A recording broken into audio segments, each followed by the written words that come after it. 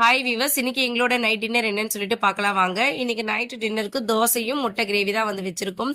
இந்த முட்டை வந்து வேக வச்சு எடுத்துட்டு அதை வந்து இந்த மாதிரி பாதியா கட் பண்ணிட்டு ஆயில், மஞ்சத்தூள், உப்பு, கொஞ்சமா மிளகாத்தூள் இது மட்டும் போட்டு முட்டையை வந்து ரோஸ்ட் பண்ணி எடுத்துடணும். அதுக்கப்புறமா வந்து தக்காளி, வெங்காயம், கொத்தமல்லி, பச்சை மிளகா, கருவேப்பிலை எல்லாமே போட்டு வதக்கி வச்சு அதுக்கப்புறமா வந்து தேங்காய் பால் வந்து ஆட் பண்ணிக்கலாம். தேங்காய் பால் இல்லைன்னா தேங்காய் அரைச்சு அப்படியே வந்து சேர்த்துக்கலாம். இன்னைக்கு வந்து தோசை வந்து நாங்க கல் தோசை மாதிரி செஞ்சிருக்கோம்.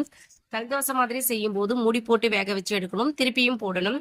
ஏன்னா தோசை வந்து நம்ம கடமை ஊத்துறதுனால கொஞ்சம் வேகத்துக்கு டைம் எடுக்கும். மீடியம் ஃப்ளேம்ல வச்சு வேக வச்சு எடுக்கணும். தேங்காய் ஊத்துனதுக்கு அப்புறமா ஒரு 5 நிமிஷம் இல்லைன்னா 10 நிமிஷம் வந்து நல்லா கொதிக்க வைக்கணும். அதுக்கப்புறம் வந்து இந்த ரோஸ்ட் பண்ணி வச்சிருக்கிற இந்த முட்டையை வந்து இதோட சேர்த்துடலாம். கறி குழம்பு, பிரியாணி இதுக்கெல்லாம் போடுறதுக்காக வீட்லயே வந்து ஒரு மசாலா ப்ரிப்பேர் பண்ணி வச்சிருக்கேன். அந்த மசாலா தான் வந்து இதுக்கு ஒரு 1/2 டேபிள் ஸ்பூன் ஃபைனலா ஆட் பண்ணிட்டு ஒரு 2 நிமிஷம் கொதிக்க வச்சு இருக்கணும்னா இந்த குழம்பு ரெடி ஆயிடும். டேஸ்ட்டும் வந்து ரொம்ப நல்லா இருக்கும். உங்க வீட்டுல என்ன டின்னர்னு கமெண்ட் பண்ணுங்க. தேங்க்யூ.